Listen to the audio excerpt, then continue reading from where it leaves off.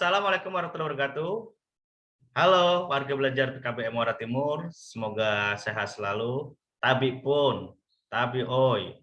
Sebelum kita masukin pembelajaran materi, saya perkenalan dulu. Nama saya Catur Agus Arianto. Biasa dengan dipanggil Pak Catur. Nah, di sini saya akan menjelaskan materi mengenal geografi untuk kehidupan atau mata pelajaran geografi dengan unit 1 dan unit 2 mata pelajaran paket C setara SMA dan MA. Baiklah, langsung kita selanjutnya. Nah, sebelum kita masuk pelajaran, biar warga belajar paham bahwa inilah profil PKBM Muara Timur secara singkat. Nah, nama PKBM kita adalah PKBM Muara Timur. Nah, alamatnya Desa Muara Tenang Timur, Kecamatan Tanjung Raya, Kabupaten Mesuji. Nama kepalanya saya sendiri, Catur Agus Arianto, STDPD atau Sarjana Pendidikan. Program kesetaraan paket A setara SD, paket B setara SMP, dan paket C setara SMA. Artinya bahwa lulusan kita di paket C ini adalah setara dengan SMA, itu bisa dipergunakan untuk daftar kerja ataupun melanjutkan ke jenjang selanjutnya kuliah. Baiklah, langsung aja kita masuk ke bagian ke materi kita mengenal geografi untuk kehidupan. Nah, di sini saya membuat bagian di mana pada modul ini mengenal geografi untuk kehidupan ini dibagi menjadi unit atau bab ya. Unit 1 itu kenali lingkungan sekitar. Ada 5 bagian. Yang pertama ruang lingkup geografi.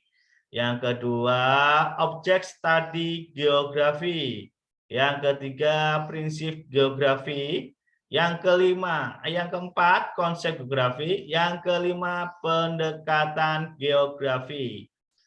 Nah, untuk unit 2 hidup bergantung pada alam. Ini menjadi 2 submateri. Yang pertama, alam menyediakan kebutuhan. Yang kedua, manusia memanfaatkan alam. Terus, pada unit 3 kita menjelajah ruang. Yang pertama, submateri pengetahuan dasar pemetaan, citra penginderaan jauh, terus sistem informasi geografis atau SIG. SIG. Nah, unit pertama ini tentang kenali lingkungan sekitar. Objek studi geografi ini dibagi menjadi 4. Di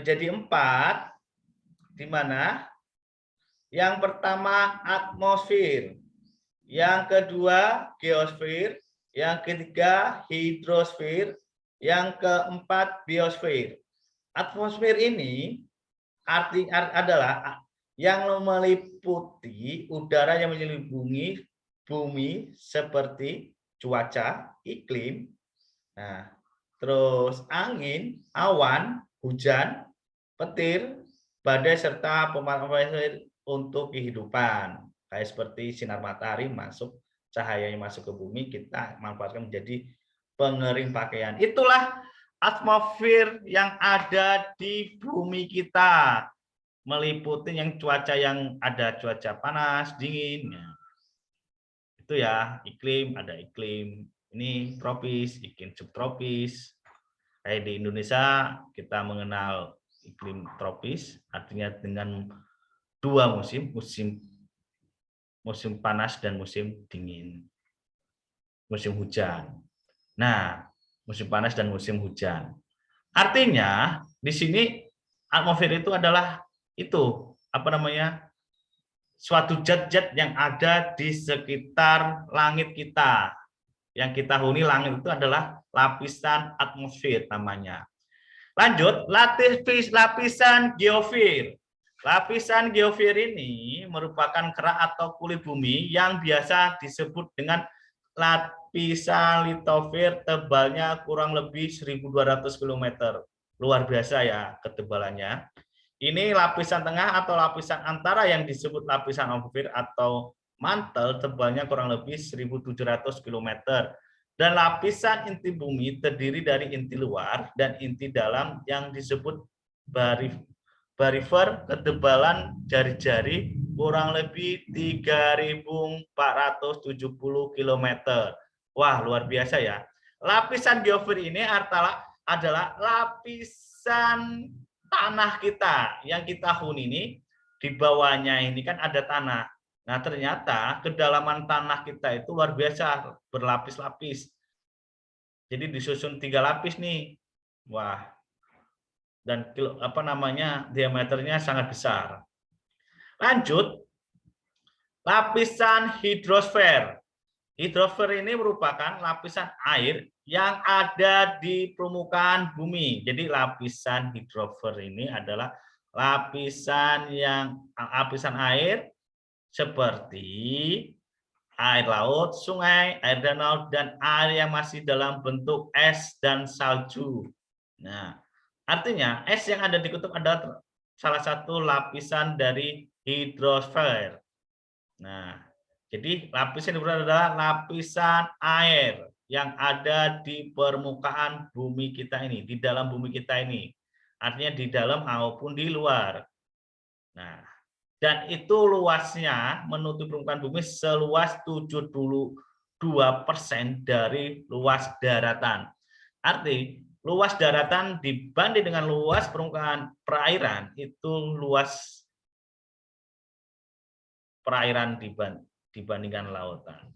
Nah, baru tahu kan? Dan bentuk air kita ini adalah volumenya tetap, tapi bentuknya berbeda-beda. Ada yang menjadi es, ada yang salju, dan ada masih di dalam tanah sumur kita ini yang kita pergunakan untuk kehidupan sehari-hari kita seperti air minum, untuk nyuci, dan lain-lain.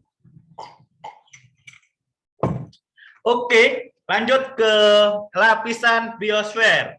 Lapisan biosfer ini merupakan bagian bumi yang berubah bertempatnya berkelangsungan hidup. Artinya biosfer ini adalah permukaan bumi yang kita injak ini, yang lapisan kita ini, itu adalah lapisan biosfer, di mana di situ ada manusia, ada makhluk hidup. Artinya yang disebut dengan biotik dan abiotik. Biotik adalah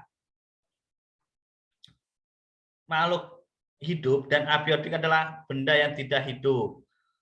Nah, benda yang tidak hidup yaitu tadi ada batu, ada pasir, ada tanah. Nah, itu adalah itu untuk mendukung utama ekosistem yang ada di permukaan kita ini. Ini ya, berarti ada 4 objek stratigrafi kita ini, atmosfer, geosfer, hidrosfer, dan biosfer. Lanjut kita ke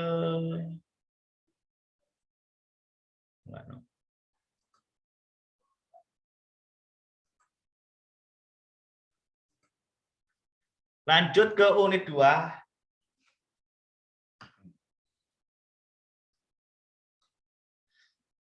Unit 2 ini adalah hidup bergantung pada alam. Nah, di mana alam kita adalah menyediakan kebutuhan. Nah, kebutuhan hidup dan kehidupan dalam pembentukan ekosistem di permukaan bumi itu, pada lapisan biosfer tadi ya. Nah, di mana berdasar tempatnya beda menjadi 3, yaitu sumber daya alam yang terdapat di udara atau angkasa. Contoh, udara oksigen ini yang bisa kita gunakan buat oksigen manusia, hewan, tumbuhan. Nah, itulah fungsinya sinar matahari, begitu juga buat kita kehidupan sehari-hari untuk menyinari jemur pakaian, buat fotosintesis sebagai tumbuhan, dan juga cuaca. Dan kedua, sumber daya alam yang terdapat di permukaan bumi. Contoh, lahan pertanian, sungai, dan laut. Jadi sumber daya alam yang terdapat di permukaan bumi itu ya, ada hutan, ada lahan pertanian, sungai, lautan, danau, dan sebagai penunjang dalam berlangsungan hidup ekosistem di permukaan bumi kita. Yang kedua, berdasarkan asalnya nih, dibedakan menjadi dua, yaitu sumber daya alam fisik, abiotik, atau yang tidak hidup, atau benda-benda mati. Contoh, batu, ada tanah, ada emas, ada timah, ada besi, dan lain-lain ya. Bisa kalian jawabannya yang tidak hidup. Nah. Yang B, sumber daya alam hayati, biotik, berasal dari makhluk hidup. Contoh, tumbuhan, ada hewan, ada manusia. Nah, itu adalah salah satu makhluk hidup karena mereka bertumbuh, berkembang biak.